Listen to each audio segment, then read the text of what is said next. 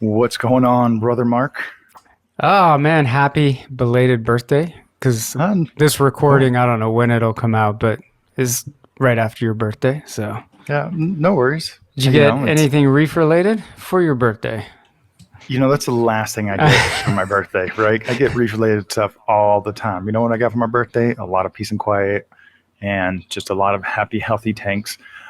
My tanks are doing so good right now. I am experiencing a certain degree of ennui, not to the full level of boredom, but now I just look at the tank. I'm like, yeah, corals look good. Yeah, they look good. They look good. They're growing fast. They're growing fast. Probably because I did a lot of work right before I left for a month. So all the little mini adjustments I wanted to do were just squeezed in right before I left, and then I come back and just see the results.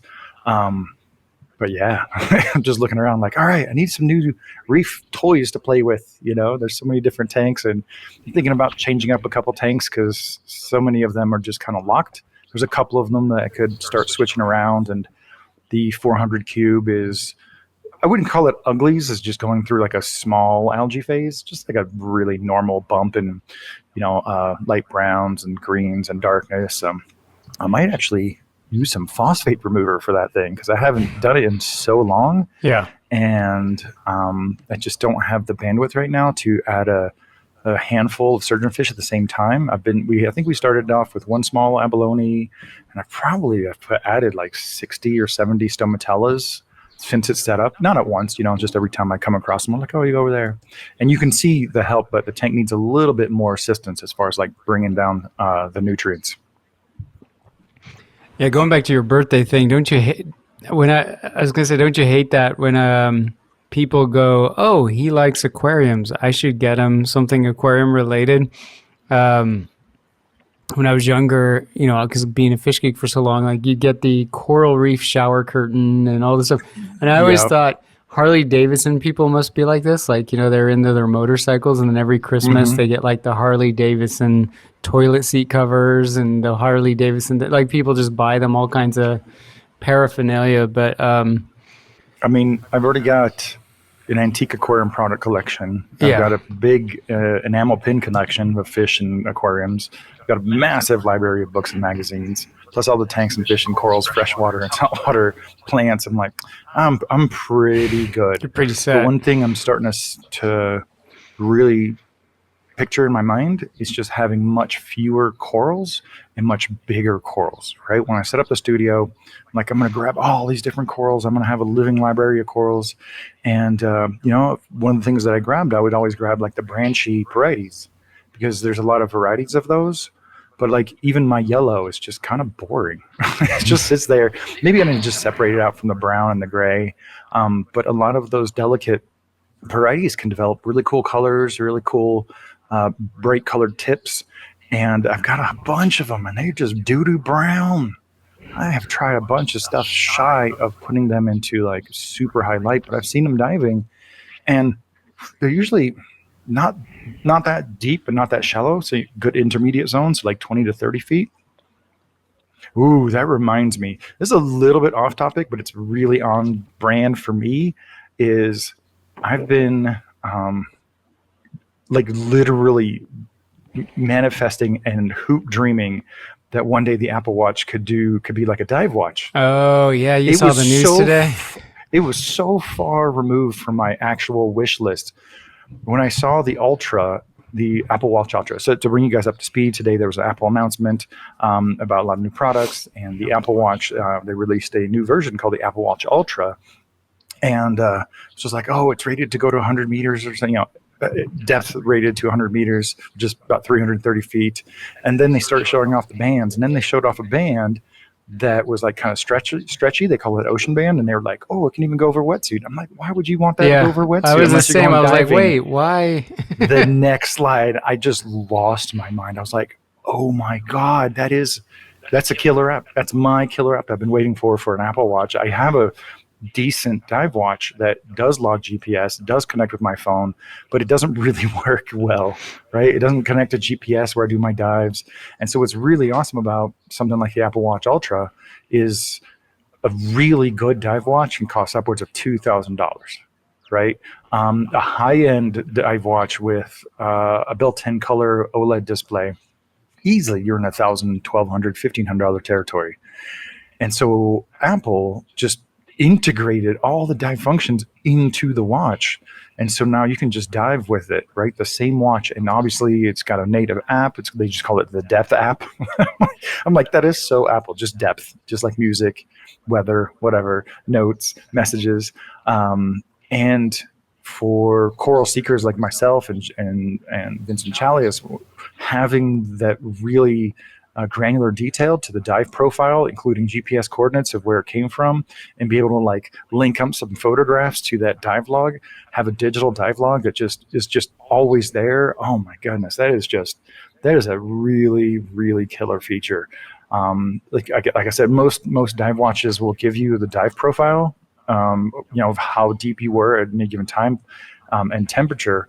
But being able to have the GPS coordinate on a particular dive, like I have discovered reefs, right? I've gone to some like bush places and I don't remember exactly where they were, but having the watch take the GPS readings and then going back out into the field and using that to relocate a dive or a particular coral, that's really, really exciting. So that's my little consumer electronics segue or just tangent over here. I was really excited to see that today. It really took me by surprise.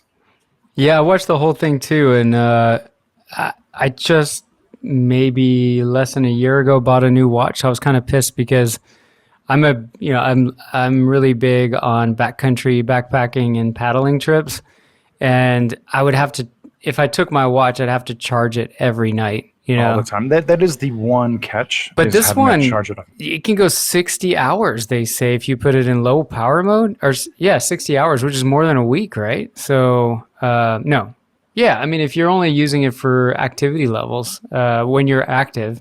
And then they actually made the compass useful. I think 60 hours is under 3 days. Yeah, sorry. 36 hours was, day and a half. Day and a half, and then 60 hours. But I'm more thinking about if you're out in the woods, whatever, and you're backpacking, you're not backpacking 24 hours. Yeah, not to mention all the other features that come with an Apple Watch.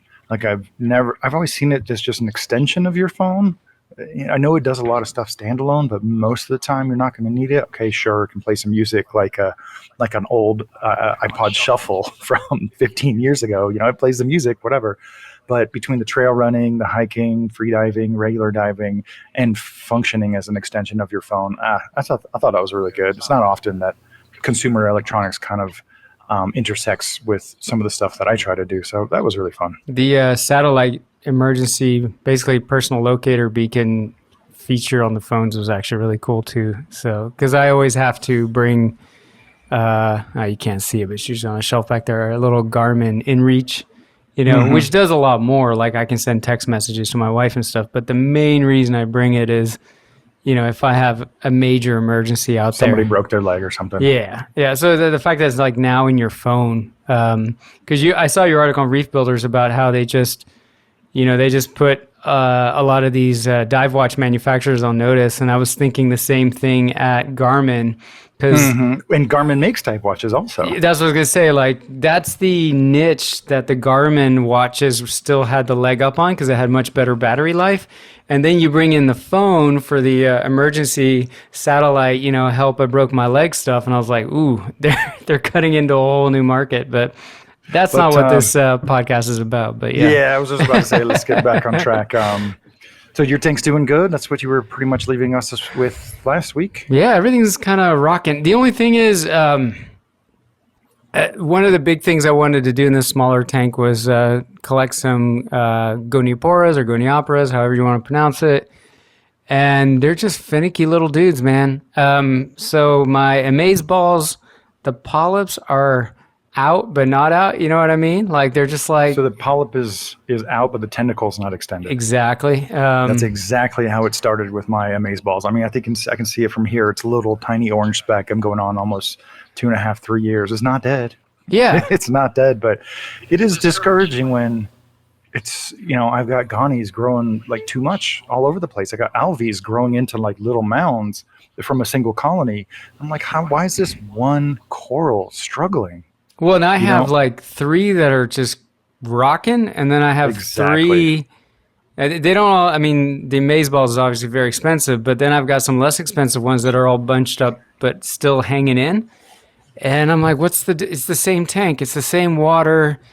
The par is pretty even, across the board. I've even moved them a little bit around because I don't want to piss them off further, but You must have known this was coming, right? Because I've talked about it before. Fans talked about it before. Others have talked about it before. The maze balls, it just goes on strike. but It then I've just goes seen on strike. pictures on social media where it's like encrusting on somebody's frag rack, and I'm going, like, what is that guy doing, So, but it's I also mean, when you have a goal, right? Like when I wanted to do a bubble tip and enemy tank for my Ladders and Addis clowns, and all my bubble tips just shrunk away, even though a year prior my RBTAs were freaking weed in my 180.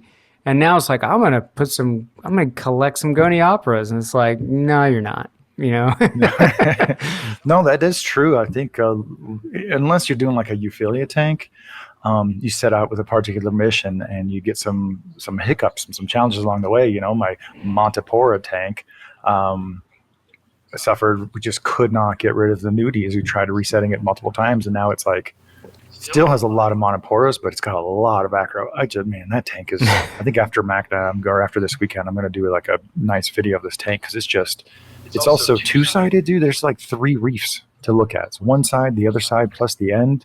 yeah. There's a big blue squamosa in there. You can barely see it, because it's on the bottom of the tank and there's just corals all around it. I'm thinking, okay, I guess it's gonna have to pull that blue squamosa out at some point. That'll be weird because it's been in that tank for 4 years, three and a half, because I'm going to set that up early 2019. But yeah, and I think that's a great point that you make. Like, it is hard to stick to like your reef aquarium goals, and not for lack of willpower, but all these other challenges that might come up. Yeah. Yeah. I don't know if anybody has any flower pot secrets that I'm not thinking of. I mean, yeah, manganese, yeah, this and that. Like we've all heard that stuff, but trust me, that's not the issue here. I don't know what is though.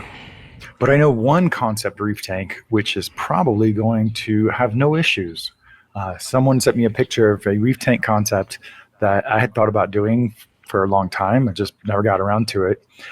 Somebody set up a stromatolite reef. I saw that. How crazy is Yeah. that? So for those of you that don't know, you want to tell them what a stromatolite is? I'll let you define it. It's been a while.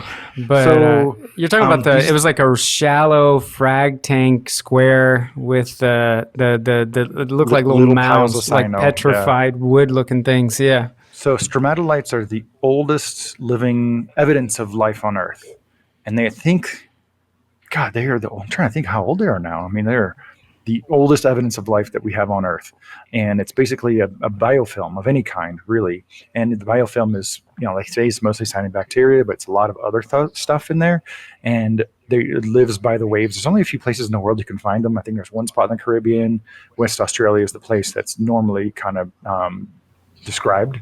So it's like a living, I don't know, calling it a reef is a little too far, but these are almost like living boulders made up of mats of biofilm, and all the micro sediment and the super fine sand, finer than oolitic sugar fine sand, just gets incorporated into the biofilm matrix, and then it just keeps just compounding over time. So saying that these things grow is not exactly accurate. Right. They just kind of accumulate at the pace that like a sedimentary rock would. It's not bioassimilation, really. It's more just. It is, but it's accidental. Yeah. It's not on purpose, right? Just the biofilm over time gets the stuff. So I just thought it'd be kind of, how this started? It started because we talked about dinoflagellates. Actually, I think it was after a reef therapy session. We talked about dinos, we talked about cyano, and we talked about, like, I think one of you or I said on joke, it's like, oh man, if I'd set up a tank to try to grow dinos, I bet you I couldn't grow any, right? Which is back to our point. You set up on a goal and it's you get all these curveballs, right? Yeah. So if you set up a tank to try to grow cyano, you probably wouldn't be able to grow cyano. If you set up a tank trying to grow hair algae, you definitely would succeed. That stuff doesn't care. I think hair algae would just go crazy. And so I was like, you know what? I think we might be able to learn a lot about optimizing cyano growth and dinoflagellate growth by doing a dedicated tank. And I think those tricks would reveal what it would take to get rid of them. What would be the limiting factor? If you have a tank full of dinos, full of cyano, you would hit up these walls and you'd have to start adding certain things to keep it lush. I know there's some people right now just screaming, like cringing at the thought of a lush like film of dinoflagellates. Besides, that would be stinky. But when you hit up against the boundaries of anything, then you really learn, right? Perfect example is when you set up a brand new reef tank, everything is fine. You have fresh new seawater. There's all the trace elements you could possibly want, all the minerals you could want. And as your coral density grows and grows faster and there's more biomass, all of a sudden you start having shortages of stuff, And it took us, previous generations to learn, we need to add calcium and raise the alkalinity and keep an eye on pH. And then later on, it was about the trace elements. Okay, now we need to add trace elements to fill those gaps. And now we're like, okay, now we also get to a point when the tank is fully lush and rich with corals. You got to add nitrates. You got to add phosphates. I never thought that, when I set up the studio, that we would be testing phosphates and nitrates like almost once a week. Right, every other week, and it's always I'm adding nitrates, I'm adding phosphates, and I'm feeding more than I ever have, mostly to the fish, and it still astounds me. Like certain tanks, like, by the way, you have zero phosphates, you have zero nitrates. Just such a weird world, and so like hitting up against those boundaries is really instructive, which is why I was thinking about the stromatolite tank. Not to mention, somebody already beat me to it, so I wouldn't have the first one. I'm sure there's some researchers who have tried to do it, but I think that'd be really cool if you manage to get a concretion of. I was thinking, take a calcium reactor dust, and you just shake it up and you have all that fine slurry, or just any of these pulverized. Well, you could do what is that marine snow stuff? It's basically just, I think, calcium. Is it calcium carbonate powder? Any of those like calcium carbonate milks. Or creams, and you add them to the tank over time. I think, you could probably build up a little pebble after a while. Yeah, that'd be interesting. But I kind of want to revisit something I really failed to mention on the previous session. He was talking about the aquarium in Noumea. I don't think I talked about it nearly at all. That was a great video. I watched it twice. Yeah, you watched it twice? Dude, those tanks were impressive. I don't know. It's my cup of tea. I mean, I have a certain thing I like, and those like grown in. Even though you said that they rebooted them in the video, I'm sorry, I don't want to jump the gun on the topic, but no, totally. They rebooted all the tanks. What's crazy is like most small public aquariums, and this place is small. Not as small as you think. I mean, they have a 100,000 gallon tank, right? So it's not that small, but it's small like on a public aquarium scale. Yeah.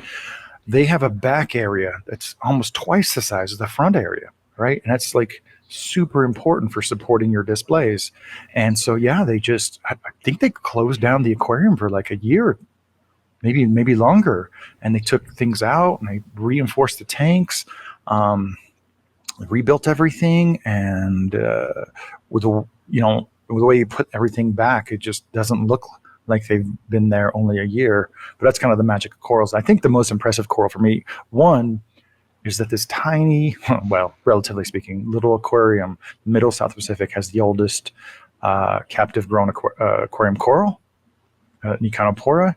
Like New Caledonia, what shouldn't this be in France or England, right? They have all the oldest specimens. Like the Nancy Aquarium or something like that, Yeah, that's where you'd expect to kind of see that stuff, right? They all have the records for the oldest aquarium fish, saltwater fish.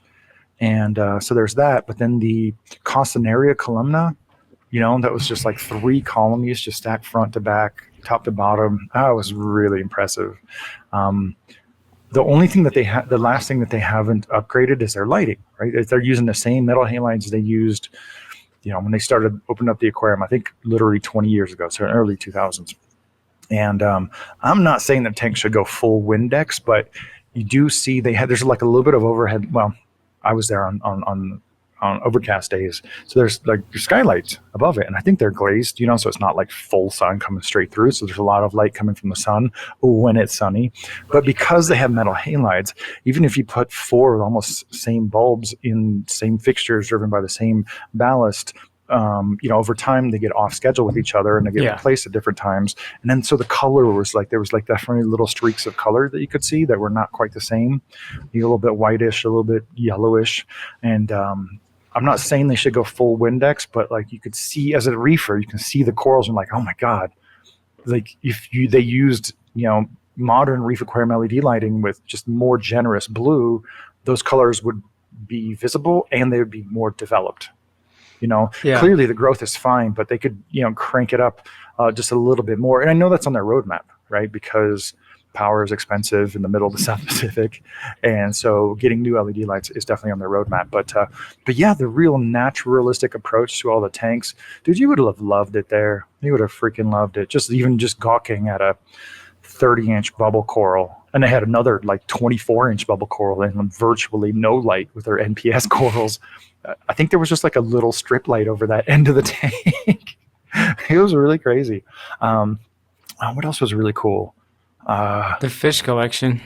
The fish collection. All right, so here's in the video, part of the secret sauce. I mean, if you saw the video, that is just what I could capture and the highlights. Yeah. Right. But I think some of the secret sauce is obviously being on the ocean, having access to all the animals, but their staff. They have some really aquaristic-minded staff.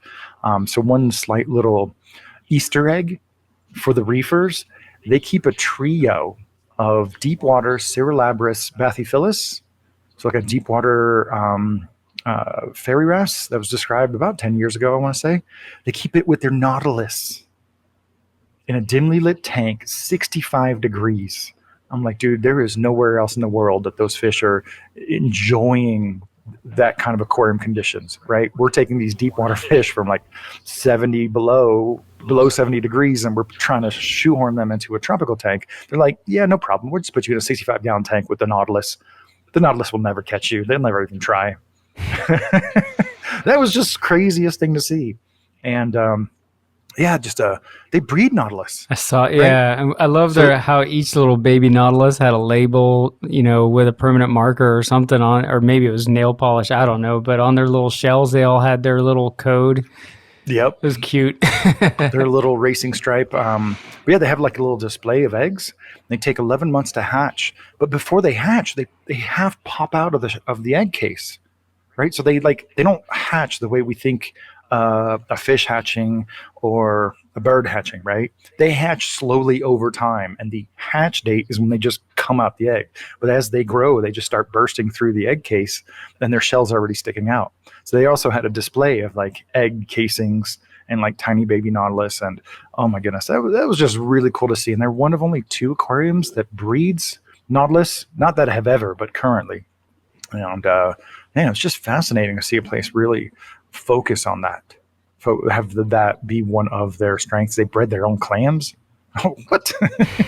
And so, yeah, it's just super fascinating. The only thing they didn't have on display really was conspics. That's because they rebooted all the tanks, and so they're just, still probably have a lot of things to do and catching up. And I know that's on their roadmap. They'd like to bring in some conspics and probably breed them. And I think what would be super awesome is if they released them, right, and just populated their local reefs with a lot more conspics, and maybe even put like a limit. There's not that much collection happening there, but just I'm not saying ban the harvest of that fish, but just put some measures in place so they at least know what's going on. You know what I mean? Yeah. That's one of those fish again now that is being captive bred and it has a good program. I just hope it grows and expands, right? Because it's always like, oh, I can't afford that fish, but maybe in the future. And then it's always the case that in the future you can't get them captive bred anymore. Right. And I don't want that to happen with conspics. So I might get in some hot water for saying this, but that never scared me before. But in the early days of marine aquarium fish aquaculture, there wasn't one person raising clownfish. There was multiple people raising clownfish. Yeah. And so they were in competition with each other to produce the best clownfish at the fairest price. That sounds like a crazy idea nowadays when the captive fish breeders, they pick their species, then you kind of stick to them, right? So Bali Aquarich tries not to overlap with Ore, tries not to overlap with Poma Labs and some of the others. And so you end up with just one breeder having the monopoly on one fish. And so there's never, I mean, they breed decent fish, but there's never any motivation to make the fish better, more colorful, faster growing, a larger size, better price. We've definitely had this weird, back in the day, we were trying to convince people to spend a 20% premium, a 10% premium on captive bred fish over their wild counterparts. And now we're being asked to pay 3 to 4 times what a wild fish is worth, or is costing in the hobby. And I'm just like, that doesn't lead to better aquaculture, right? So. Yeah, I mean, I get proprietary trade secrets and all of that stuff, but take one of my holy grail fish, resplendent angels. All of a sudden there's one guy in Hawaii breeding them who got brood stock somehow, and I remember thinking like, okay, I was naive at this point for thinking this. Now these things are going to stay in the trade, and I had the clownfish as the model in my brain of what was about to happen. Or freshwater hobby, like take the freshwater hobby. Like you thought it was going to blow the doors off, and then all of a sudden it was going to be a $50 Petco fish. Maybe not a Petco fish, but it's like, okay, now these things are going to be available, and it didn't all rest on the shoulders of one man. And then, that guy who, contributed, I think, a lot to marine breeding. So, like, a lot of props and credit. I mean, it was amazing what he was doing. Is Frank Bench. Yes. And he hybridized. He did some interesting things. But once he moved on in his interests, like, that fish dwindled out. And it's gone. I remember sitting there on Live Aquarium. I think a Resplendent was only like $600. And thinking, I don't have that kind of cash right now. I don't think Live Aquaria ever had a Resplendent for $600. From Frank, I think they did. I don't know. Oh man, that must have been really early days. It was, and if Kevin Cohn is listening, he can correct me. But I remember thinking like, I don't have that kind of coin. I was just married, mortgage, all that fun stuff. But I was like, they're going to be around now. Like, I'll buy them in a few years. It's a holy grail fish. And then, boom, gone. Lost my chance. And I just don't want that to happen with Conspics. I mean, yes, they're still collected in the wild. They don't have the kind of, Resplendents are endemic to an island that's a military base, right? So they're kind of hard to get. But Conspics are a little bit different than that. But I don't know.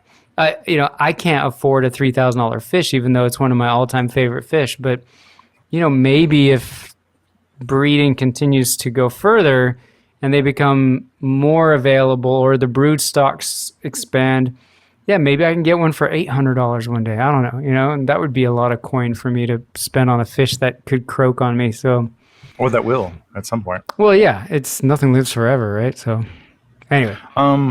Cool. Well, that was a good preamble to reef therapy.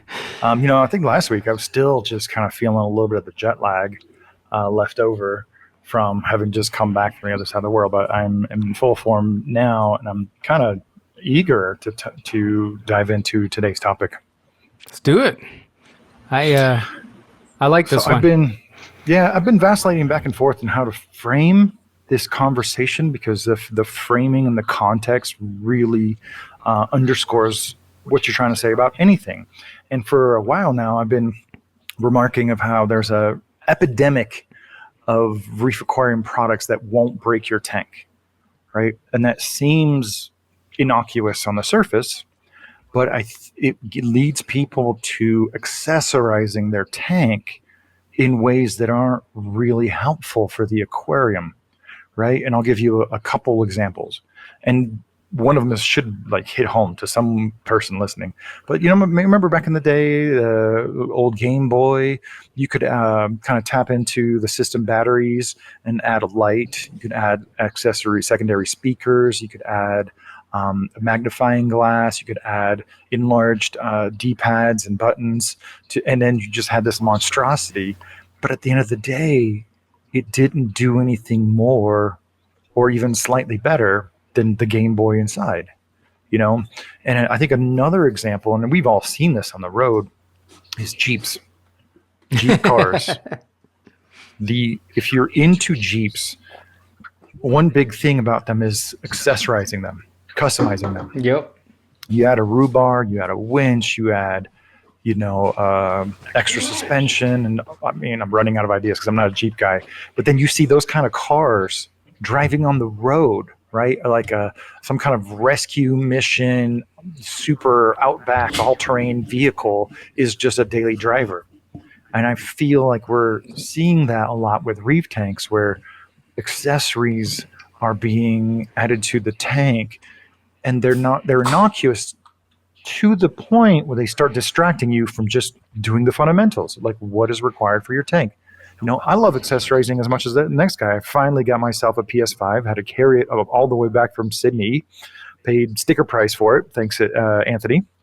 I bought side plates from D-Brand, right, that were white and just cut off the stupid pop color look before I even had a single game. So I'm right there with you about making something your own. And but the last thing I want to kind of point out before we dive into our list, our usual list, is I still remember a long period of time, like 15 to 20 years, where every sump was the same. Nobody had a light on their sump. No one looked under the sump. It was a crypt of a natural refugium, if you will, where things were just lived down there, and you only poked at your walkie pump drive when it stopped working or got really, really loud, right? That was just like a forgotten zone. You might remember this. Somebody posted a picture, early 2000s, of a sump that had like that diamond steel pattern thing going around it, and the hoses were like this neat kind of vacuum ribbed hoses going everywhere. And I was like, oh my God, it literally looked like a hot rod. I'm like, this is so cool. Why don't we do this more? And now we have gone way past that, where folks are just accessorizing their sumps, but their reef tank is still just driving the paved roads. Yeah. I hope the analogy is hitting home with somebody.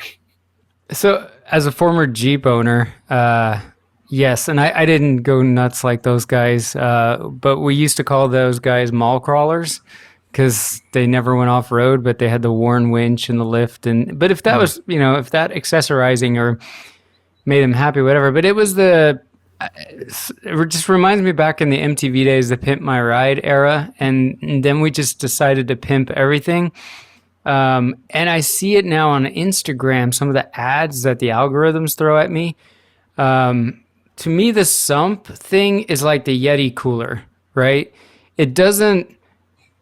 Nobody needs a cooler to keep their beer cold for 5 days. For the most part. I mean, not nobody. Most people is what I meant, right? If you're going to the backcountry for a week and you need to keep the meat that you're hunting cold, right? Because you're not getting picked up by the float plane for 3 more days. Yeah, a Yeti makes sense, right? But an igloo cooler from Walmart is plenty good for your boat or the beach And to me, as much as I think some of those sumps with the built-in LED lighting and everything now that makes them glow with colored acrylic is cool, it is just like the Yeti-ification of coolers. I just saw, and it's brilliant from the people that are finding these niches to do it, dog crates, right? A crate that you got to put your dog in when you're traveling or whatever. Some guys are now advertising on my Instagram because Instagram's like, oh, you have a dog? It's like the Yeti of dog crates. It's $1,000 dog crate, and it's got like crazy, like, I don't even want to get into it, but it's just, imagine, $1,000 dog crate. And it's like, I love my dog, but I don't need $1,000 dog crate for her to hang out in on occasion when I need her to be in a crate. So I get it. I think we're doing it with absolutely everything.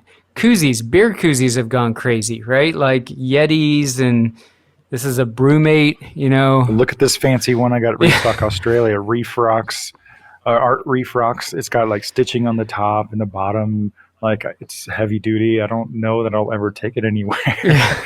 But I think you hit the nail on the head with the Yeti example. The things we're going to get into, there is always a use case where that thing makes sense, right? There's always a use case where you want your meat or your food to stay refrigerated for days on end. There's always a use case for, needing a winch on your Jeep. And there's always a use case for some of the things we're going to talk about on your reef tank, but people are doing them mechanically, and it's more like they're collecting merit badges than actually learning what the badge was supposed to be about. I place the reason I push back on some of this is kind of twofold. One, the first time I worked at a chain store, we had, I think, weekly meetings, and then once a month, just a little bit deeper meeting. And they were always pushing the add-on sale, right? Somebody's coming in, they're buying stuff. You always ask them, is that everything you need? Right? And you give them just a split second to think about, oh, maybe I need some food. Maybe I need some carbon. Maybe I need, this is a pet store, so then they could buy some dog food or whatever. But that add-on sale really adds up to the bottom line for a retailer.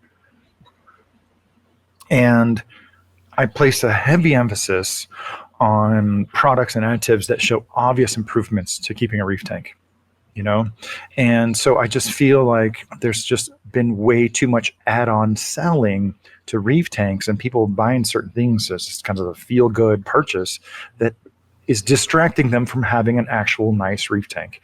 You talk to people with coral problems, fish problems, algae problems, and they'll tell you, dude, they have just this laundry list of things. I whipped out some of the old magazines from 20 years ago because that's where all the advertising was done, and there was just so few of these questionably useful products. I mean, almost everything was very, very usable. And what's funny is in new magazines, there's no advertisements for that. New magazines, it's all like equipment purchases and food. So like investments in things, starting up a reef tank and some of the major equipment, or the stuff you have to buy all the time, right? And it's really startling to go from a magazine from 1992 to one from 2002. Really, because these add-on sale products are made by smaller companies who don't have budgets, and they're just kind of pushing them to their friends and word of mouth and social media. But reef tanks are just like cars. A big basic one will get you from point A to point B, but it's just all about how many cup holders do you want, how many cup holders do you need. Yeah, I mean, it goes down to market share, right? Yeti. If you worked at Yeti and your bonus was tied to, sales, you want to make sure that your market share isn't just the guy that lives in Alaska that's a bush pilot. You want the soccer mom that's got to put a bunch of Capri Suns in a cooler for their son's soccer game to have a Yeti cooler. Monday. Yeah. Put them in on Monday, use them up on Friday. No, she'll put it in 15 minutes before the game and she'll empty that cooler right after the game, but she has a Yeti, right? So I feel like this whole conversation also underscores this other discussion about the cost of reef tanks. Yeah, it's gone up.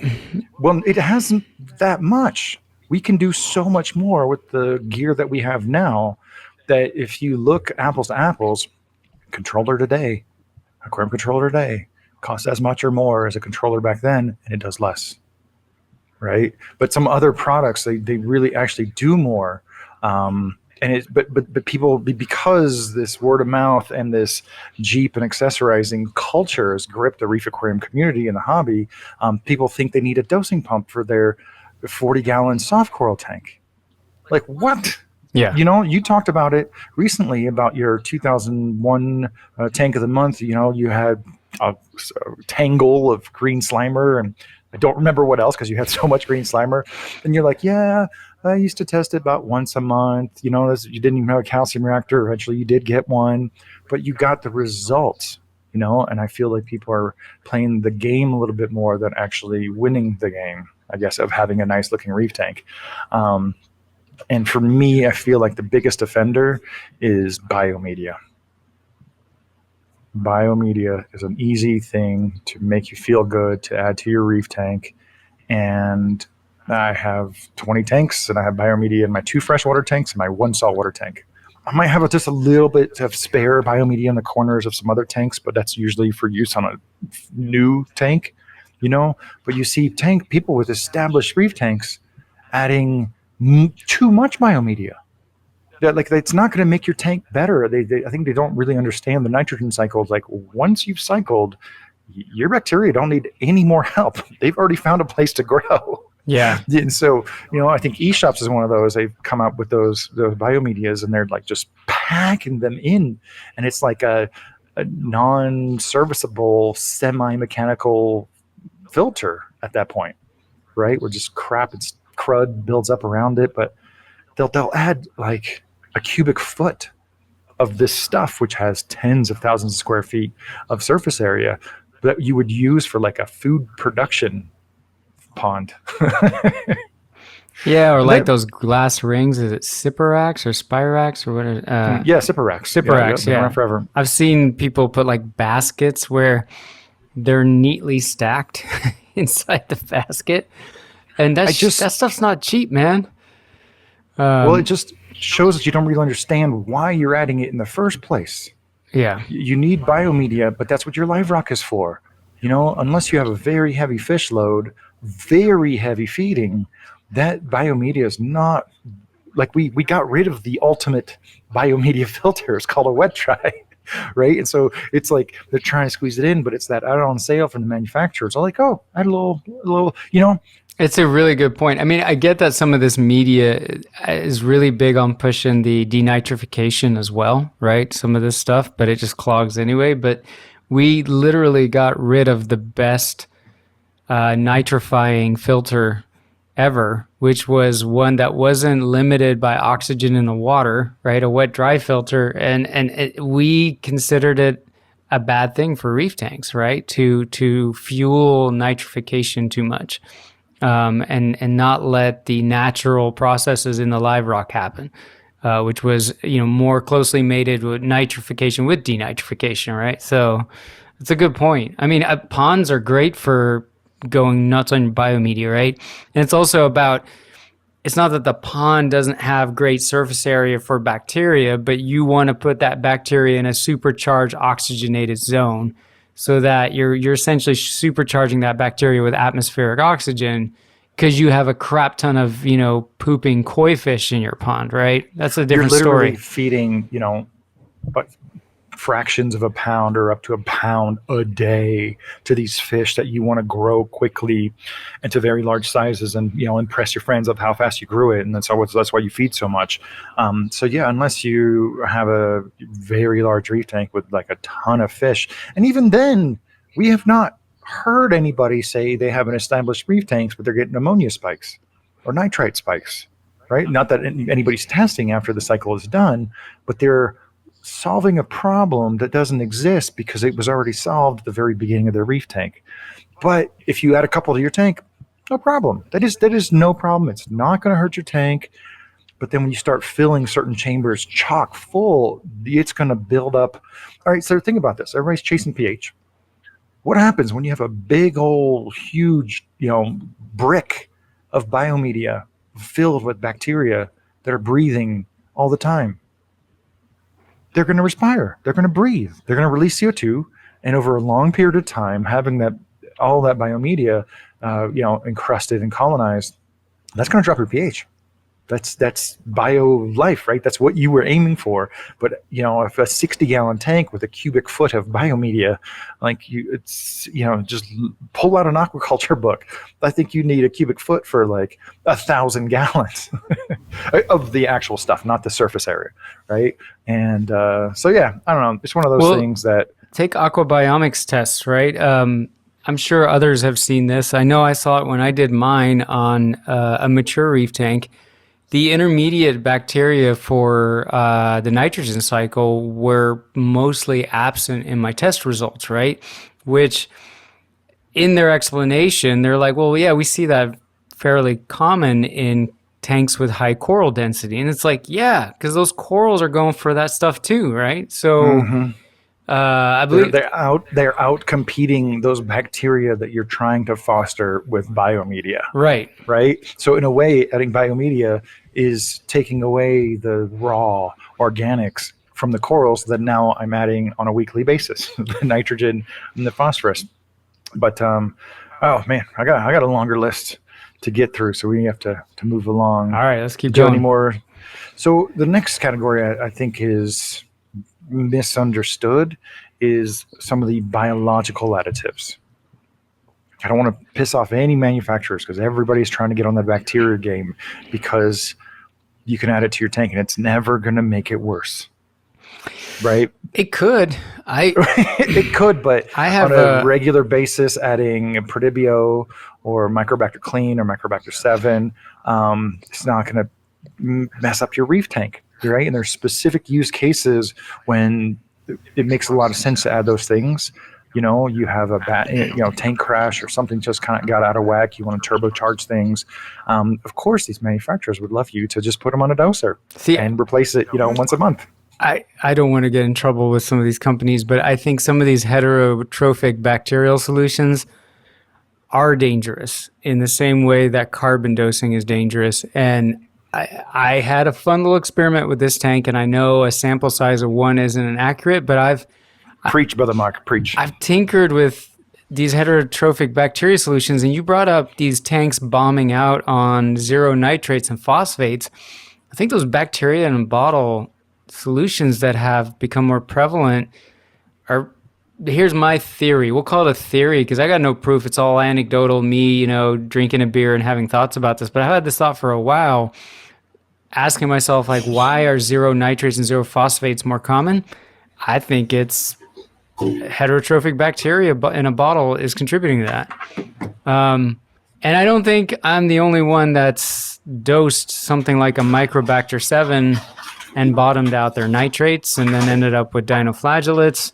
So, yeah, I was going to, while Jake runs off to get another beer, I assume, I'm going to put it out there that I think they can do harm, right? So, I don't know. I would be careful with those things. Back to your Amaze Balls Ghani issue, I periodically will have one out of a lineup of other Ghanis, not Amaze Balls. We already established that one's a really picky one. I'll get one out of a lineup that just suddenly starts to kind of peel on one side and doesn't extend its polyps, and I'll put it in the coral hospital tank and give it an antibiotic treatment. It works every time so far, as long as the coral's not like too far gone. And so we just don't understand enough, right? There's a whole field dedicated to researching, various microbiomes. And, what if adding a bunch of these bacteria might be fueling some of these bacterial issues that we just haven't connected the dots, right? And I don't know enough to just say, oh yeah, there's a clear link there. But we're messing with the microbial diversity of our reef tanks either way. So remember when you were talking about, like, if you had to grow cyano, like your life depended on it, or I don't think you put it in those words, but imagine if you had to be, like, somebody was like, you need to grow cyano successfully and keep it alive for a very long time. And I was sitting there in my brain thinking what I would do. And one of the interesting things or dichotomies I saw in reef keeping is people bottoming out their phosphates and nitrates with bacterial additives and ending up in dinoflagellate or cyanoville. And yet those same bacterial additive companies were advertising their products to combat cyano.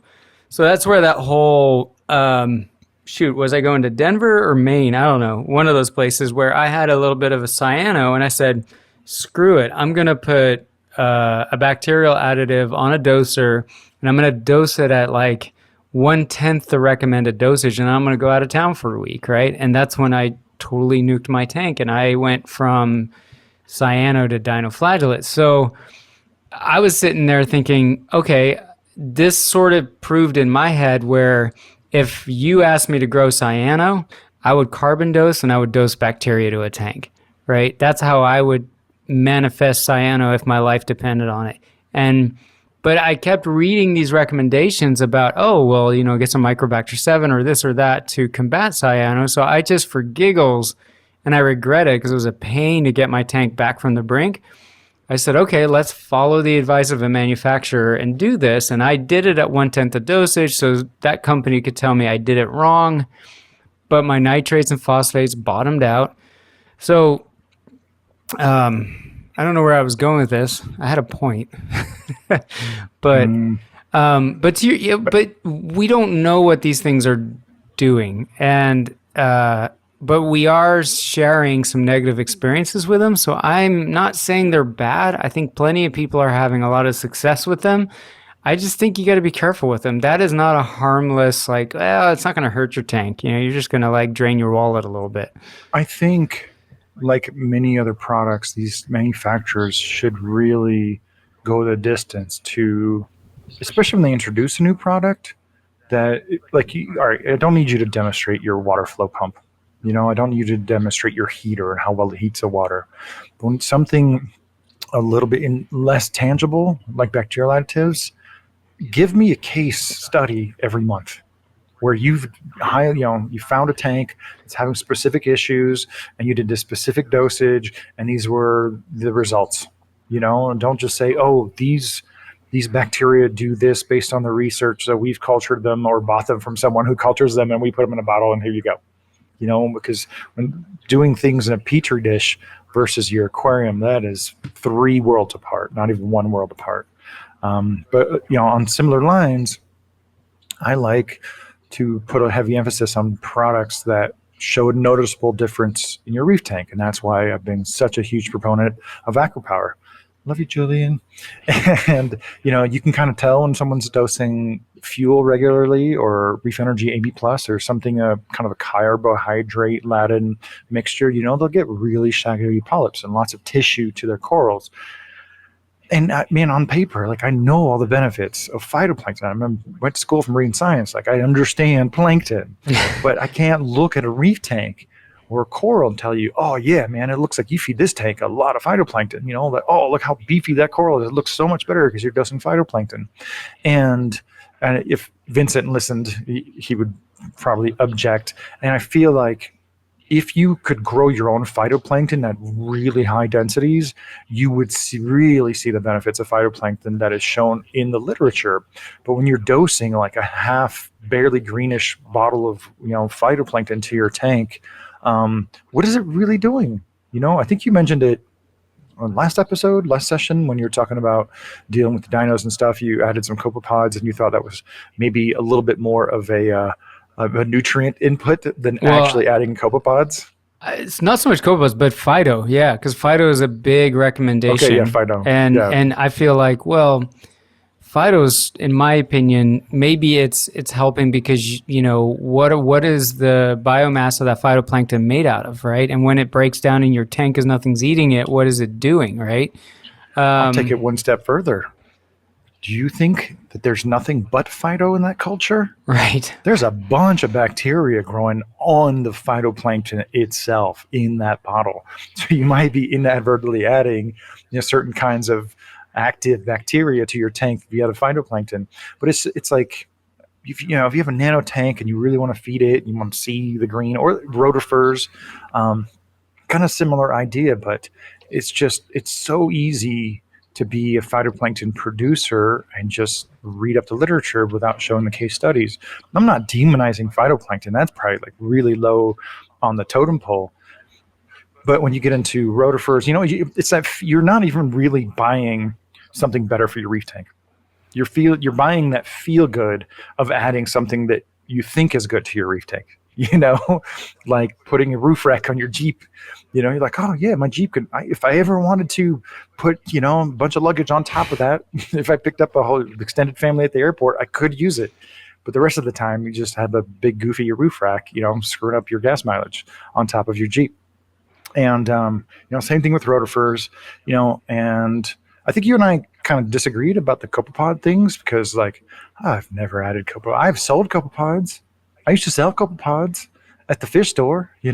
I would tell people the same story. Oh yeah, they're beneficial for your tank. This and that. Fish will eat them, and they'll be part of the microbiome. Like the tanks that I have worked really hard to keep the most biology out of. man, I can suck up anything in any corner of a tank and put it under a scope, and it's just filled with copepods, mysis shrimp, amphipods. And you know what I found the other day? Because I actually put it under my scope, I found a bunch of skeleton shrimp. Really? I have no idea what those, and they're, really small, and I'm pretty sure that's what they were. They look just like skeleton shrimp, not like the crazy large ones. They're really small, but I'm like, it wasn't a copepod, it wasn't an amphipod, it wasn't a mysis, and they're there, and they're fine.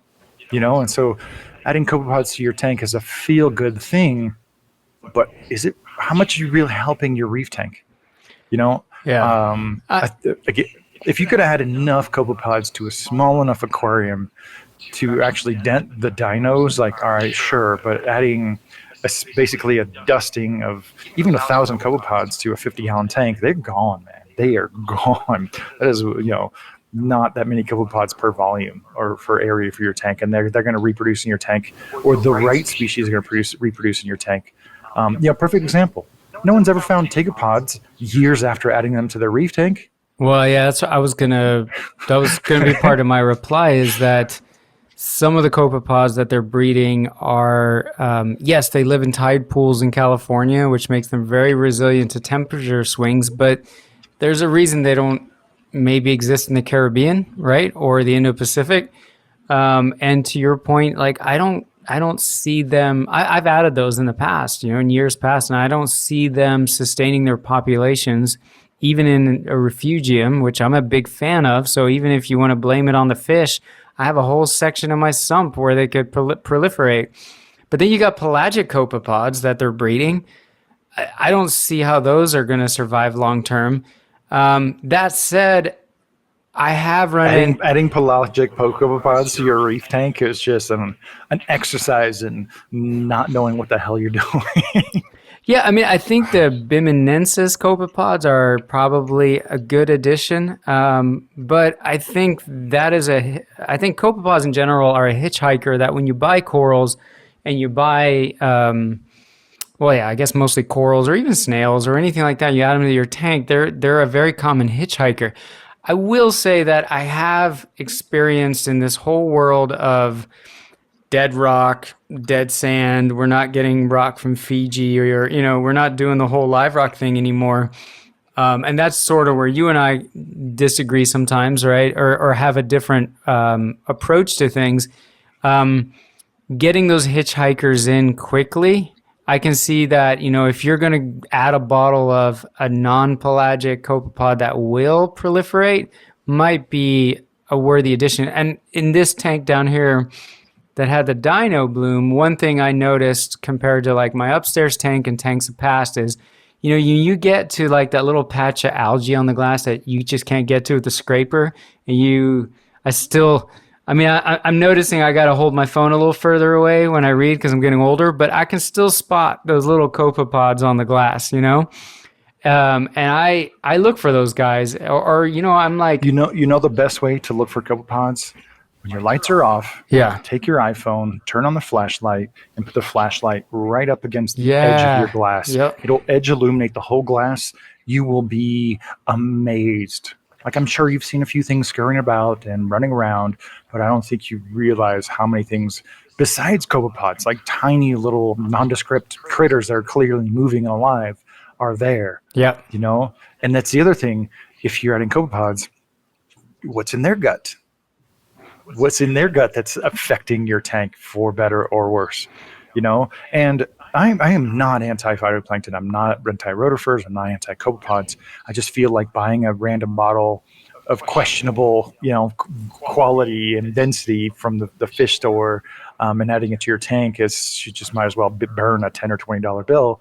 Now, if you want to talk about setting up a phytoplankton reactor, rotifer reactor, copepod reactor, where that stuff is constantly being added to your tank, I am way, way more on board with that. I wish more people were kind of going down that route because I think a really constant, regular influx of phyto and these other actual planktons that form the base of the food chain and over a long period of time would have a much better impact on your tank than just grabbing a bottle from the Reef Nutrition fridge when you're at the store. I agree with you. And going back, this tank down here, when I was going through all the problems, I did that late night check, and it was a desert on my glass. And I had to wonder if that was, Oh, you checked? yeah. Whereas my upstairs tank, there's all kinds of little, dots scurrying around the glass.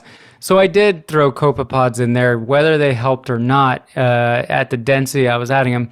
But so I agree with you on a whole of like, if you're just randomly buying a bottle here and there, what's that going to do? If I was made out of money, and I could build a reef tank of my dreams, that would be one thing I would do, is have a subscription or something to a trusted company and just add Fido and hell, even add pelagic copepods. Who gives a crap, right? And just add it like every week in doses that are minute, and just see what would happen. Like, would we see a proliferation? God, I think that we should call it, I've said that word like 3 times. It should be a drinking game. But would we see certain organisms really take off? Like sponges for sure, which I know you're not a fan of, but I don't need that, dude. I try to stop all this stuff. The only thing that fuels my excessive sponge growth is just the silicate in my water. yeah. My sponges need no help. Unless I became like a commercial sponge producer. Yeah. But yeah, no, I'm really enjoying the direction of this. And do you have anything more you want to add about like kind of the biological additive side of things?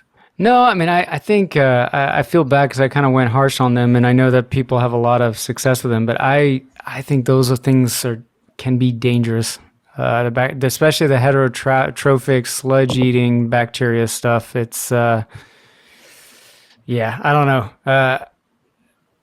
I did my one sample size of one experiment, and I was like, nope, I'm not doing that again. So I want to, just as a caveat, I want to say that's very different from a product like Microbacter Fast Start XLM. Yes. That cycles your tank, Yeah. which I will use on a saltwater fish aquarium.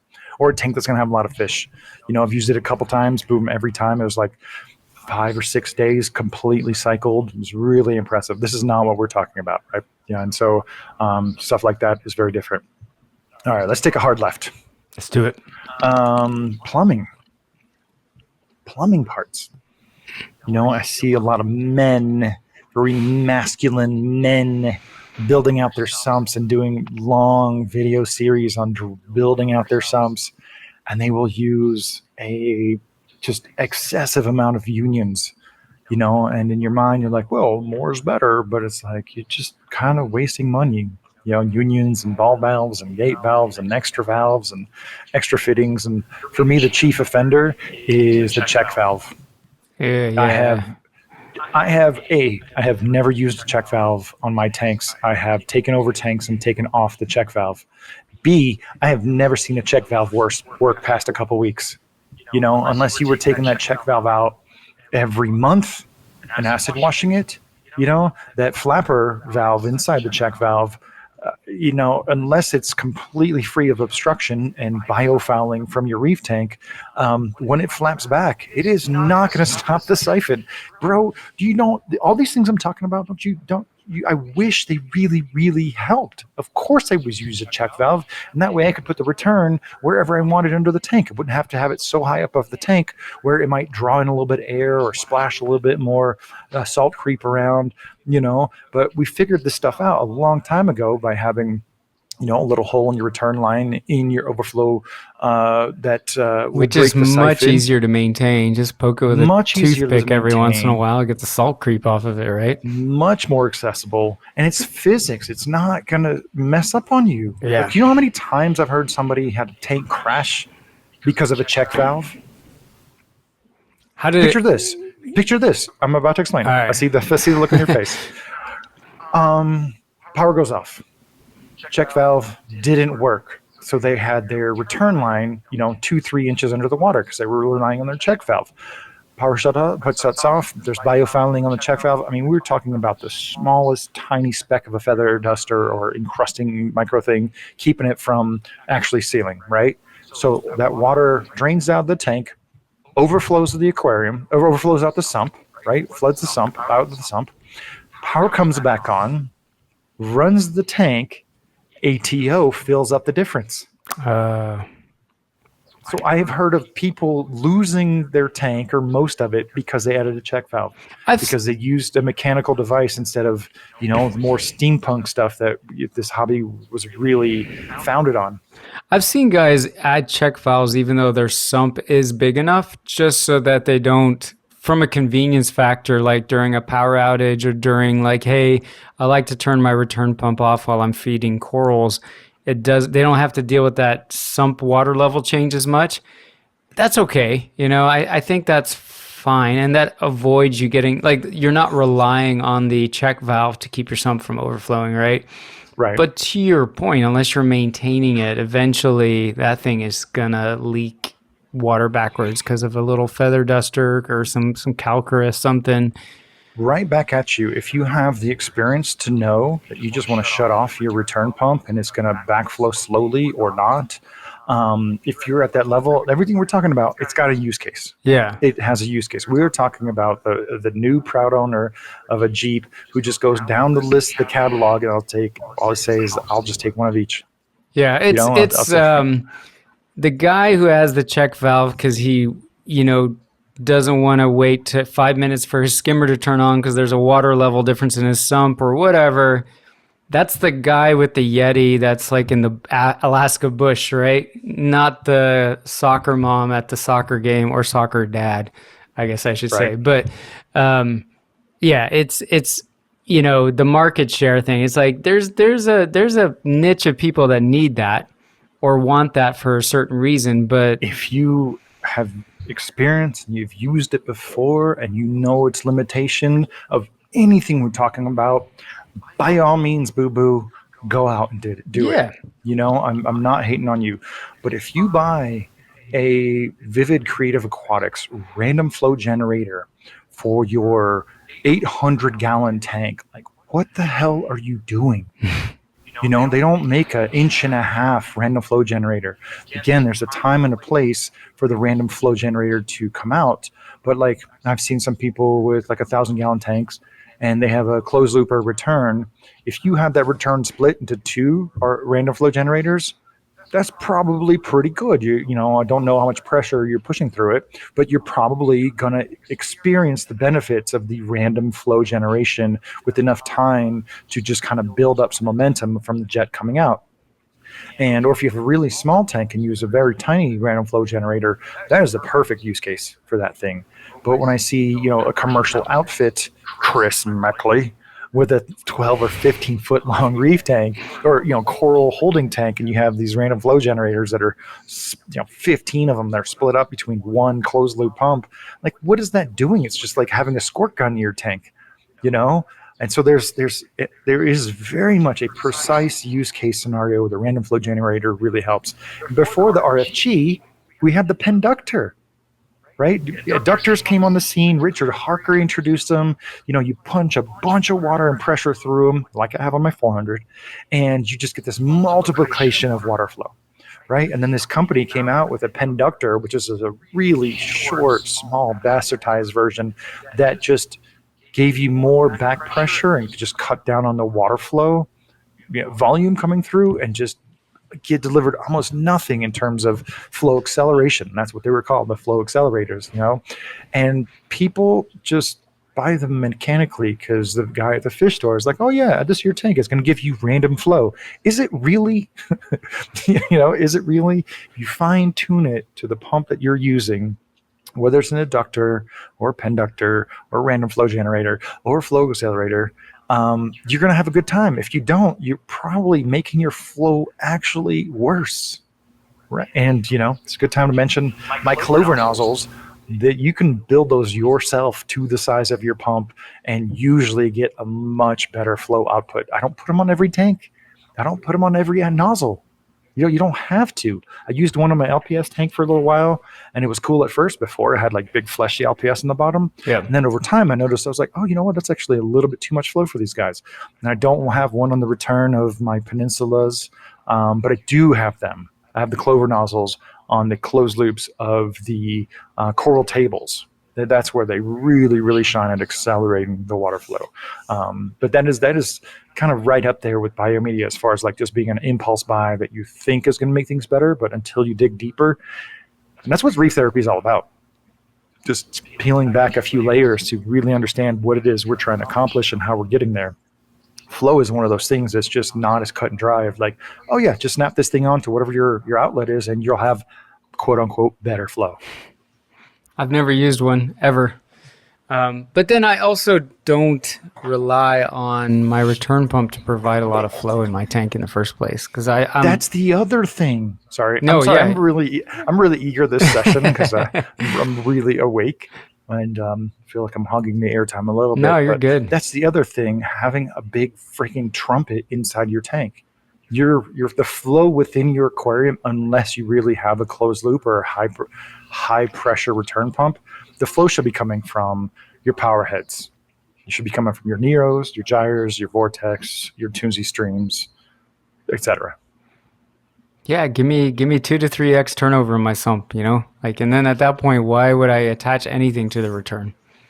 Yeah, exactly. And I always said a 4x turnover per hour is 100x, 96x turnover per day. 100, 200 versus 100 times turnover per day. You can't convince me unless you have a very, critical application like high density fish, aquaculture, or food fish production. You can't convince me that 200 is better than 100 times per day. Yep. You must have one in mind because I have my list and I'm just like burning through it because I'm getting my therapy on. So I'm going to let you gab a little bit. Your list is... There must be some product when you see somebody's tank, you're just like, why do you have that on there? Give me a minute. Okay, while you take a minute, I'm going to hate on light diffusers. All right. The light diffuser for the Gen 4 Radeon was the ultimate add-on sale. It was $50 that you could add to every already, $800 Radeon. And unless you were really gung-ho for aiming for that T5 look, the real true T5 look, it probably was worsening just the overall intensity of your reef tank. Then they went to Gen 5 with broader optics, and then they went to Gen 6 with broader optics. So if you were adding a diffuser to your Gen 6 Radeon that has built-in magnets now, I don't think you really understand that the Gen 6 already has like edge-to-edge lighting, edge-to-edge LED panel. And it's already got 120 or 110 degree beam angle. When you add that diffuser, you're blending the color a little tiny bit more, but there's already a micro surface texture on the lenses, that the secondary lens cluster that's put over the LEDs to provide some of that.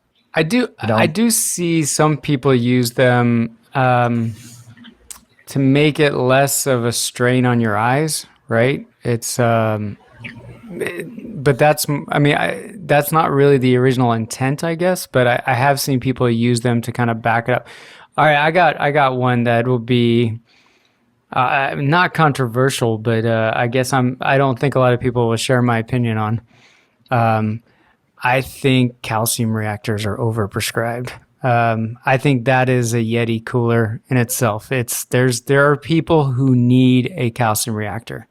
SPS diehards that have high coral density, sure, right? Where you start to say, all right, dosing doesn't make sense in this particular situation. But you see a calcium reactor on a crap ton of tanks that I don't think need a calcium reactor. And then when they start to argue that it's cheaper or that it's less maintenance than a dosing pump, it's set and forget. I disagree with all of those assessments, right? You're putting a cylinder of pressurized CO2 in your house. You've got this pressurized cylinder of calcium reactor media. Then they overcomplicate it by using like a peristaltic dosing pump to dose it instead of like a needle valve. Watch yourself. So now you are maintaining a dosing pump already. Things still do clog. And then you've got the CO2 that, CO2 regulators suck at telling you when it's about to go. I feel like dosing pumps and AB solution is probably the solution for the majority of your day-to-day reef tanks, right? 90%? Yeah. And I'm not saying Yeah. they're not popular, but there's just this whole thing of like, I got to have a calcium reactor. It's just similar to how you feel about some of the other things, right? It's like, it's overprescribed. I think that word that you just introduced to this session, overprescribed, is really adequate for describing a lot of this stuff. Biomedia is overprescribed, biological additives are overprescribed, and anyone who says that a calcium reactor and set it and forget it has never used a calcium reactor. When things are running, it feels like a whole system, right? But you do have your CO2 tank, plus a regulator, plus a solenoid, plus whatever you're using to control the solenoid, be it a float valve or a pH probe, and then the controller, which needs calibration. And the moment you install your calcium reactor, your effluent concentration starts going down. The moment you start dissolving some of that effluent, you're going to have less and less and less over time. So that's one thing I noticed with my Deltec Twin Tech, which is about the most automatic as it gets because it doesn't have a pH probe or controller.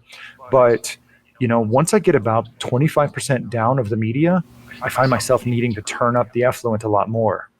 And there's very much a drawback to using calcium reactor as far as like adding CO2 to your tank. I was going to go there, If I could get away with replenishing the minerals in my tank without a calcium reactor, in the effects of a calcium reactor, I would totally do it. Calcium reactors make the more and more sense the more stony corals you have and the larger reef tank you have. Yeah, you are a good example of someone where a calcium reactor makes sense, just the scale of your operation, right? But isn't it funny how many people are using CO2 scrubbers and then they have calcium reactors installed? And I don't know. I still don't get the cheaper argument because there are A and B solutions that are really concentrated. And I kind of did the math on, I have a 180-gallon reef tank with stony corals, with 2 large clams, and I spend $300 a year on 2-part solution, right? I would gather that, maybe a calcium reactor is cheaper than that, but then you go out and you buy a $600 mushroom and you want to talk to me about how your calcium reactor is saving you money over a 2-part solution, and then you go buy an acanthophilia. Like the argument doesn't make sense to me in the world of reef keeping. And the dumping the CO2 in, yes, you might be getting some trace elements, but you're also dumping phosphates and other crap in as well.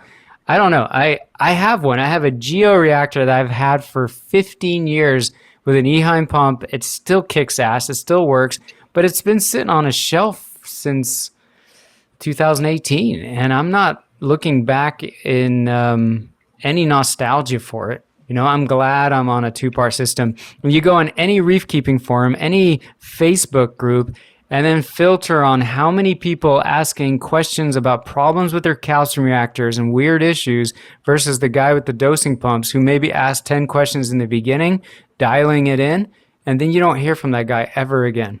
So, off my soapbox. What's funny? That's a really good, really awesome example because it's not one that I had thought of being overprescribed, but I have 2 Peninsula tanks just chock full of SPS. I mean, I have more corals in one of those tanks than most people have in 3 tanks. And I'm dosing a freaking storm, man. I'm going through about, let's just say, a liter total per week of magnesium, calcium, and buffer every single week. I don't buy the cheaper argument, but for me doing just a calcium reactor, I wouuld not have to, refill those chambers once a month. I could get by a lot longer. But along those same lines, I'm like looking at buying, a 50-pound CO2 tank or a 100-pound CO2 tank, and taking those lines to the calcium reactor. It will be a little bit more coasty, but then my pH would definitely drop. But it's like everything else. Yeah, you can probably put together a calcium reactor for $400, $500, but then you're getting a shitty regulator that doesn't really indicate how much is left in the tank, a solenoid which is guaranteed to stick on or off after about a year or 2 of use. Don't get me started on the pH probe and the controller. Oh man, when they let the Trident control it, like I love my Apex gear, but I'm like, that's a bold move, Cotton. Let's see how that works out for you. I don't know. Yeah. Yeah, no, I think the calcium reactor and the way you framed that, I feel like they just kind of squashed everything else I wanted to say. It's the over prescription of stuff, right? So I'm just going to hit a couple others like automatic water tester. We did fine just periodically testing the levels. We're not creating science. We're not doing science. You don't need an automatic water tester. If there was just a foolproof, fail-safe alkalinity monitor for, let's just say, $500, which I feel is just 1 or 2 years away. Somebody's going to figure out how to just really make that work. That would be a good one. But magnesium and calcium and all these other stuff, you're distracting yourself from the fundamentals of reef keeping. Just add some buffer with your hand. just put it in the tank, like keep a regular dose, and then just once in a while, just test your tank, dose a little buffer, and then over time you'll just know how much it needs extra. You don't always have to fiddle with your dosing system. You guys all know how I feel about refugiums. You can't look at a reef tank, and I'm not talking about algae scrubbers. I'm talking about actual classical definition of refugium. Every space in your tank is a refugium. Yep. CO2 scrubbers, overprescribed, right? There's a use case scenario for that, but I have tanks that peak at 8.1 and go down to 7.7. And by looking at the stony coral growth, you couldn't tell. You could never tell.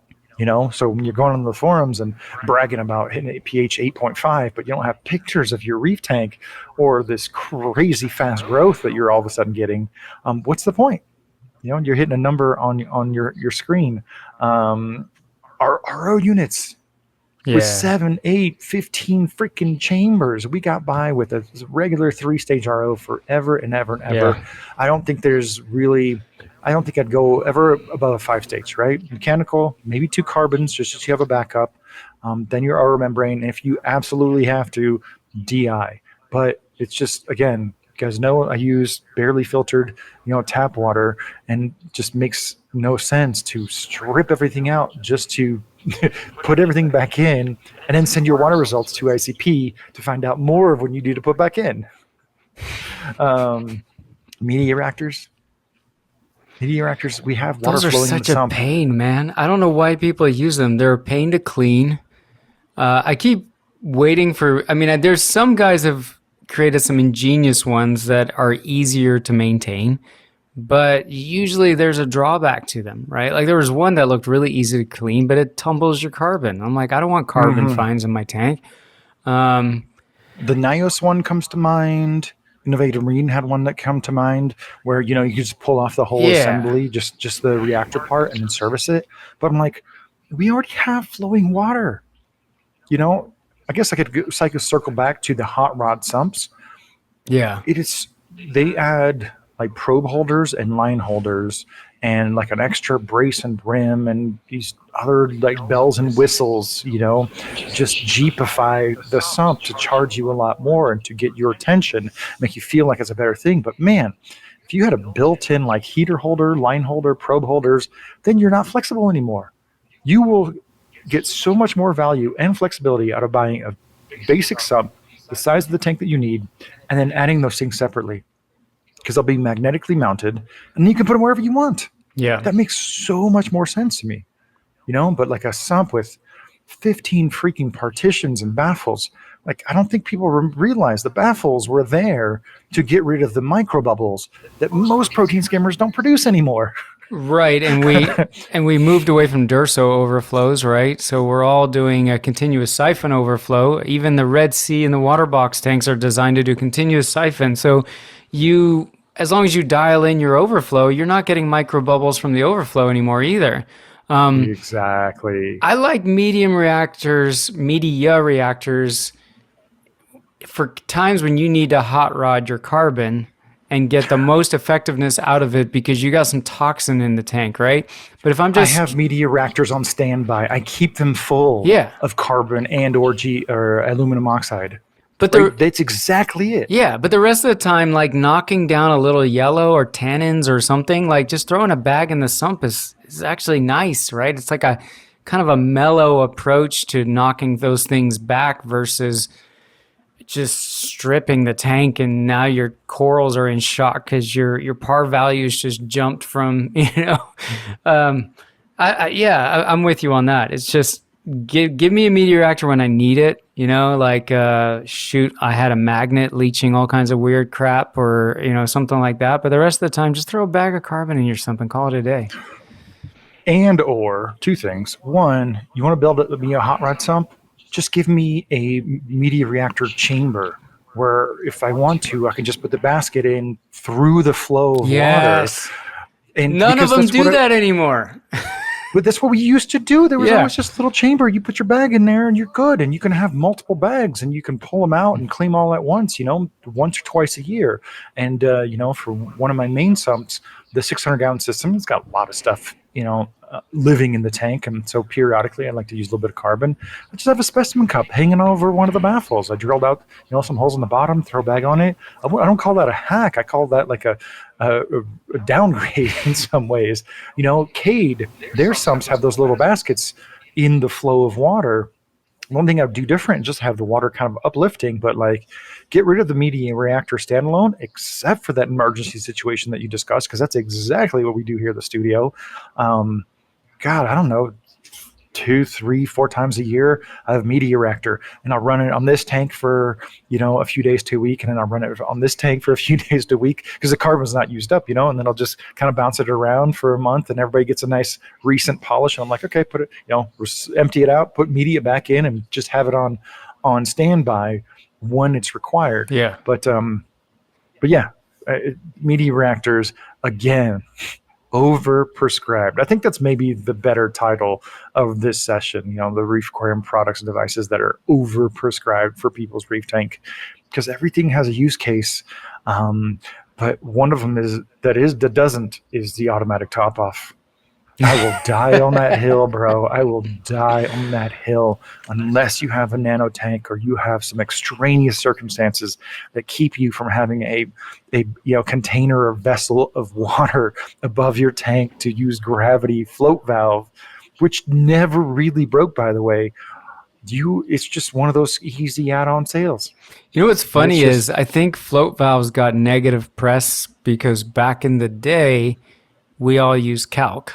And calc would clog those mofos up so bad. We ran calc through them. Right. That was the problem. Right. Those calc separately, as long as you're not running anything through the calc, they didn't get a bad rap. Well, I think that perpetuated beyond the era of us adding calc to our top-offs, because now everyone who does want to dose calc does it separately, right, with a dosing pump or a Nielsen reactor or whatever. Well, I think they call them calc reactors now, but yeah, I mean, you remove that from the equation, and those salt creep, yeah, maybe, but I mean, you run RO water through it, so salt creep kind of takes care of itself for the most part, right? So I just think that back in the calc days, we all said float valves sucked because they did eventually bind up with calcium carbonate buildup. But then, it's that generational amnesia where float valves are bad. And it's well, not really if you're just they're not even part of the conversation. Yeah. A retail store does not give you that option. They don't say you can buy this gravity float valve for $12.99. Let's just call it $20 with inflation. And all you have to do is buy a $15, skinny trash can from Walmart, lift it up a little bit, string it over. You're done. Just remember, keep that topped off. Or the store can sell you a $100, $150, $200 setup. My issue with the ATOs is they're solving a problem with electronics and lots of feedback that is just, I'd have 12 float valves at the studio.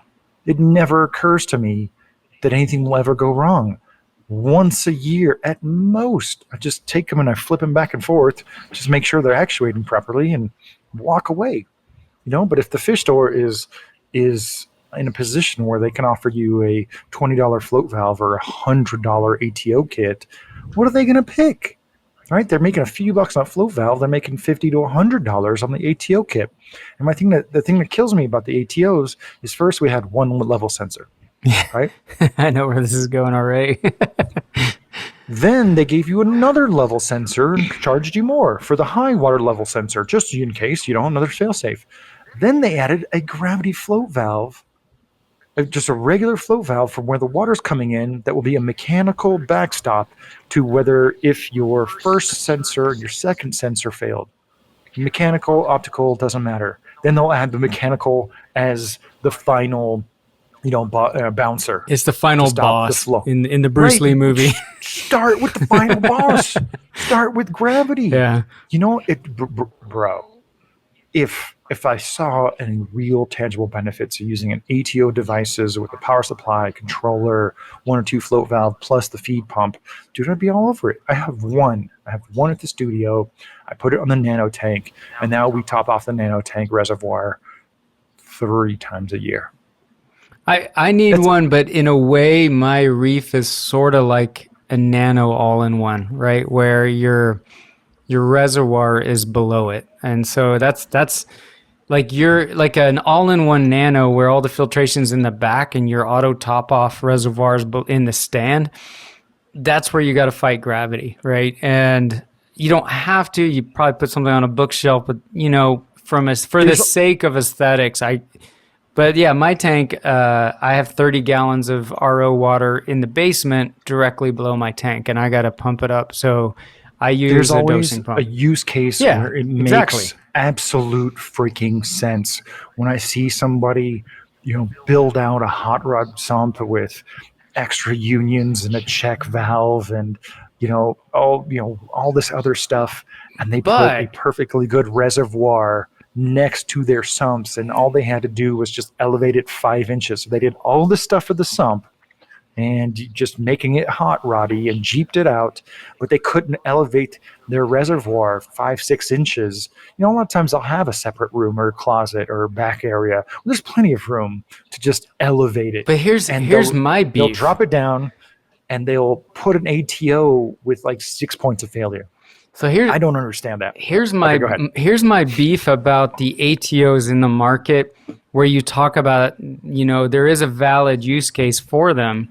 A lot of them use proprietary pumps, and those pumps, in my use case, they can't pump 20 freaking feet, right? So they build this whole ATO contraption, but there are exceptions to this rule, but for a while there, every ATO had like its exclusive little pump, and the pump was designed to pump water 24 inches. Yeah, 24 inches away. And I'm like, no, what about the people where it's in their garage, where it's in their basement? And even on the dosing pump spectrum, there aren't a lot of really good dosing pumps to solve that purpose. The Reef filler pumps, you remember those things? They were like rebranded. The original automatic water change system. Yeah, Chemtech. I think they were rebranded pulsifeeder pumps, but I had one of those in the basement for a long time because there were just no good options to pump to trickle water 20 feet up. I didn't need an external Iwaki, right? I needed something to pump a little bit of water up. Now I use SpectraPure's dosing pump, which has a really strong pull and works great. But and like a 20-year, 25+ year track record of pushing. Yeah, and they're serviceable, which I really like. Yeah, go ahead. For as long as I've been shitting on ATO devices, everything I was railing against, just like, yeah, they use a really crummy, tiny little pump. You buy, a solar water fountain on Amazon for $10. What do you think it costs to make that little solar panel plus the pump? Yeah. Less than $1? That is the kind of pump that's being included. I don't want to say across the board. Toonsy does a better job. Ellis does a better job. I don't know who else makes a better ATO device. But yeah, they include this tiny little, just hyper generic micro pump that's actually DC 12 volt, and then they're not really replaceable. Now that you mention it, I haven't really thought about replacement pumps for ATOs, but that's one more thing to add to the list of me hating on ATO device auto top off systems. Those little Bilgy pumps are pretty reliable, like what Tunzi uses, but I don't trust an impeller-based pump to be my ATO. On, off, on, off, on, off. Like, think about back in the day, we used to do that with Maxijets, and they were crap as an ATO pump because they would bind up after a while. And they don't like being turned off and on and off a lot, right? That's why those Red Sea wave makers were so brutal on those pumps. Give it to me. Just hate on the ATOs more. I haven't even thought about that. I had enough to hate on ATOs already. And I know there's like a legion of reefers right now who are getting salty of us, just crapping over what the majority of people use for automatic top off. But take a look at it and see if it makes sense. If you have a nano tank, boom, done. End of story. But then, like you said, what are you getting for that $100 to $150 price tag? Go to your neighborhood swimming pool and see how they dose chlorine, right? It's essentially an auto top-off setup, but they're dosing chemicals, of course. It's usually like a pulsifeeder Chemtech pump, right, which was a diaphragm pump. It's foolproof. It's bomb-proof. Nothing reacts with the chemicals. So if you want to dose Kalkwasser, like a pulsifeeder doesn't give a crap what you put through it, right? And then you go look at like these auto top-off get-ups and little pumps they give you, and it just pisses me off, man. I mean, think about all the people that would like to dose calc. I think dosing calc via your evap is a very bad idea, but it ain't an original idea. It's been around for a long time, right? And so it doesn't have to be calc, like we haven't done this yet, but I want to start just adding a tiny bit of buffer to the top off of my 1 nano because, it's always constantly low. And I'm like, a little tiny bit of top off is, or calc, buffer in the makeup water is going to do nothing but help. But that's another great point, right? These really crummy pumps are not they're barely suited to pump water. Yeah. They're definitely not designed to turn on and off. No, it's crap. Okay, I think we can crown this awesome session of Reef Therapy with one more victim of overprescription. All right. Can you guess which one it's going to be? Yeah, I can guess. Controllers. The CO2 scrubbers. Oh, I was going to say controllers. Well, I feel like maybe we should do a whole session on controllers. Sure. Like there's enough interest that we could just dive in all about controllers. Yeah, we did that one session talking about all the different control methods, reef keeping methods. I think that'd be a good one to revisit the controllers because people know how we feel about those, and that's got enough meat on the bone to just dive into it all the way. And maybe we'll fold in the automatic water testers there too. But CO2 scrubbers. We grew amazing reef tanks with non-recirculating air, without air from outside, full-on stony corals, and we didn't have CO2 scrubbers. Then romantically, this company from Japan that has recirculating CO2 scrubber that automatically opens up a third valve to allow the precise amount of humidity in so that you get the most CO2 absorption from your media. That's magic, dude. I love that stuff. I don't want to use it. I love the idea that someone is putting that much thought so far upstream, right? Not the tank itself, not the pH, not the skimmer, not the CO2 scrubber, not the recirculating scrubber, but one step further of how do we get the most out of the CO2 media to make it last as long as possible. But I think it falls really, like, vendors are not going to tell you don't need a CO2 scrubber. They're going to be like, oh, you want a CO2 scrubber? I will order you one. You know what, brother? You know what, buddy? I'll give you a break on the media reactor. We got this brand new recirculating model from Reef Octopus. I'll give you a huge break on it. And you're going to come back every month and you're going to refill that media. $20 a month. That's $240, $250 a year for that store on one customer refilling their CO2 absorbing media. Just one customer, right? So no one who sells this stuff is going to tell you don't need a CO2 scrubber. They'll happily sell it to you. And I love the romantic idea of going so far up the pipeline, up the flow diagram and being like, oh man, this got this crazy third valve to get ideal humidity because it doesn't work if it's too wet or it's too dry as an ideal spot for CO2 absorption. On paper it works, but man, unless you're really struggling to get your pH above 8, not 8.1, 8, you shouldn't even really consider it. It's just another thing. And, I think you've talked about this on Reef Therapy before about things that you had started, then forgot about, and then your tank was fine. These things that we start doing and we're like, oh, yeah, it's helping the tank. And then months later, you're like, well, it wasn't doing that much. Firmly feel CO2 scrubber is in that camp. Richard Ross and we had a conversation at a show like 6 months ago, and he was just like, just drill a hole in your house. And I'm like, yes, just drill a hole in your house. Just run that airline outside and call it a day. You don't need to get super natural pH levels. The ocean is struggling to keep it at 8.2. I think the natural pH of the ocean now with acidification, I think the official number is 8.1. So if you're hitting 8.2 or 8.3 at the peak, the middle of the day, you're good, man. You're golden. And I just feel like, unless you're really a commercial producer or trying to break some land speed coral growing record, the CO2 scrubber is just one of those things you're just burning money on. Overprescribed. That's the title of this session of Reef Therapy. I listened to Chris Meckley I don't know who he was being interviewed by, because I forget how much crap I watch, but he did sort of start to allude about, in particular, gonioporas, so that, raised my eyebrow, like, oh, hey, I'm kind of struggling with a couple. That for him, it wasn't just about growth, but also a reduction in coral ailments or diseases once that pH was higher, once he started doing the whole calc dosing and all that. And I found that interesting, but at the same rate, I'm not a coral farmer, right?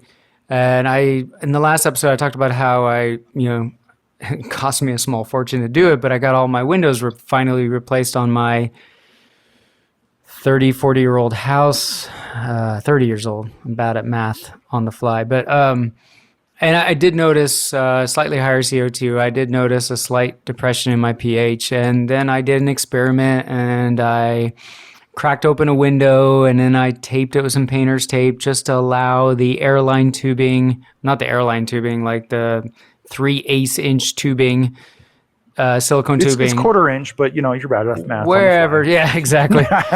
And I hooked it up to my skimmer, and then I watched my calibrated pH probe do its thing, and I watched the pH in the tank, and then I thought, okay, I got a little bit of a bump in pH, right? And then I thought, well, what if I ran a bigger skimmer, right? What if I upsize my skimmer, because I'm not a big skimmer kind of guy.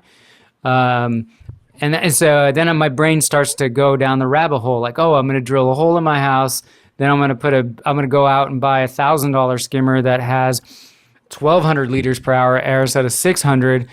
But then that skimmer is going to shut down a lot quicker because it's going to need a lot more organic buildup to build up foam. And I'm sitting there going, and then I just sit there, and my brain does this in the middle of the week, right? I start to overcalculate and overthink. And then it's Friday, and I'm sitting on my back porch, and I'm having a beer, and I'm like, wait a minute.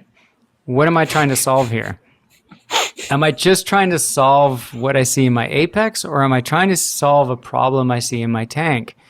And Boom! And the tank's great. The clams have beautiful white new growth rims, and my Jason Fox flame acro is growing great, and life is good. And I'm like, hold up. Like, I was about to go buy $1,000 skimmer and drill a hole in my house, but is it necessary for me to enjoy this hobby? Like, is it an absolute necessity for me to do this, or is this just me being a tweaker, like wanting to tweak things and hot rod? And I haven't done any of it. I shut the window, and life moved on. And, my CO2 meter says that room has 992 parts per million in the middle of the day, but that's a lot. It is a lot, yeah, but life goes on. No, I can't think of a better real life scenario to encapsulate what we've been trying to get across, right? We want to tweak. I started this session talking about a little bit of ennui with my tanks that don't have any problems or issues or nothing to make better. I'm like, oh, I need to find something else to do. And no, I think that really encapsulated, the overprescription of certain aquarium products. But having worked at the retail side, I really feel like it's just, that add-on sale that no vendor is going to tell you you don't need phytoplankton. You don't really need phytoplankton. You don't really need X, Y, and Z. and CO2 Scrubbers right in that camp. I'll have to follow up with Chris Meckley a little bit more about the potential health benefits for the general reef life by having that higher pH, which is funny because it's something I can totally link up to with my freshwater planted tank when I make them more acidic.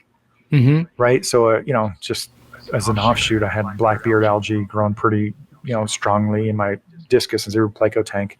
And I switched over to just giving them RO water for their water changes and just brought the hardness down, brought the pH down. And there's still some blackbeard, but it's not like trying to create carpets like it was. And any freshwater aquarium hobbyist will tell you, if you have algae issues, you want to acidify it because it's better for the plants and it's better for the ecosystem. And I could totally see the opposite being true for a reef tank, as far as, making your tank more alkaline to reduce the CO2, reduce the growth of unwanted stuff, maybe increase the health. But yeah, that's actually a new crack in the, kind of the whole pH saga I'd be interested to look at, because I hadn't really thought so much of pH in terms of improving coral health or reef aquarium health. Clearly coral growth and maybe reducing some algae, but I'm gonna have to follow up on that one a little bit. But yeah, there's no reason to chase pH, but the way you said it, you were just like, am I trying to fix something I see on my apex or something I see in my tank? And that is the overarching point that we're trying to get across. People are trying to fix problems on paper, not problems in your actual reef tank, with a lot of things that were discussed. Dude, I'm very proud of how this episode turned out. I feel like it really is a great companion session to the one we talked about people overdoing stuff, because this is right up that alley, right? This is like overdoing it part 2. Yeah, this was. If you haven't listened to that, make sure to go back and listen to it, because I feel like it really crystallizes almost every challenge in the reef aquarium hobby. I don't say this every session, but if you're listening to us on podcast, make sure to rate us on your favorite podcatcher. If you're on YouTube, leave some comments down below of some things you think are overprescribed, or whether you disagree with some of the comments that we made about certain things that you might love on your particular reef tank. I think because it wouldn't be a counter argument there. You get my full agreement pointing out certain use cases where these things make absolute sense, and I'd love to hear other examples of those. Yeah, no, absolutely. The one you brought up about the calcium reactor is one I hadn't really thought about. Yeah, if I'm annoyed that people are putting a multi-channel doser and automatic water tester on their 50-gallon soft coral tank, a tank full of zoanthus and shrooms that could be dosed like 3 or 4 times a year, right? The idea of people using a calcium reactor when I'm over here growing 2 tanks worth of corals in one tank using just a doser, it does kind of shatter the proposition of like, oh, calcium reactor is cheaper. Calcium reactor is cheaper if you buy an expensive one and you have a much larger tank. Yeah, and money is a silly argument if I'm at your house and 5 minutes later you point out a $600 coral. Right. So absolutely. If you're on a budget and you're trying to justify the long-term cost of the calcium reactor, sure, but this ain't a cheap hobby, right? So. I hope that there's someone here who has a limited budget, who has been struggling with the high prices of reef tanks, and who has listened to this session, and has just crossed off all the things they thought they needed for their reef tank, and we're left with a return pump, power heads, lights, heater, skimmer, and sump. Yes. If you're one of those people, man, let us know in the comments down below on YouTube. Mark, this was a fantastic session of reef therapy. I was hoping to have a little bit more charisma in the last one. I was still just kind of, getting over the jet lag, but I think we more than made up for it this time. And I think we're going to have a lot to talk about next week, following the conference this weekend. So thanks for another great session. Thanks to everybody for tuning in, and we'll catch you guys next time. Catch you next time.